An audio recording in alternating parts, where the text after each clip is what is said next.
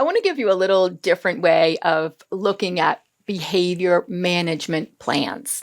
First of all, for so many years, I have written some amazing behavior management plans.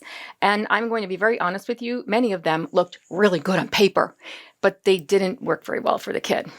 I have since really realized and learned that people in general don't like to be managed.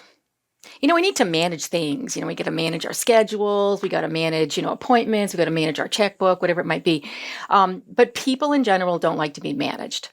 People respond to the way we put things into place that manages their behavior. So if we just think of it a little bit differently, I'm not making a plan to manage you. I'm actually designing a plan for me to be able to instruct and put things into place that you can respond to in a better way. So technically, behavior management plans are somewhat written for adults, not kids. Intervention plans, on the other hand, are for kids.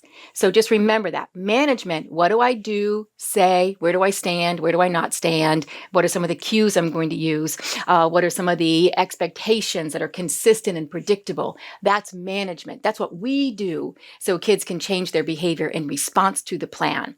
Intervention plans, on the other hand, are helping to teach kids the direct skills they need so they can respond to our management better.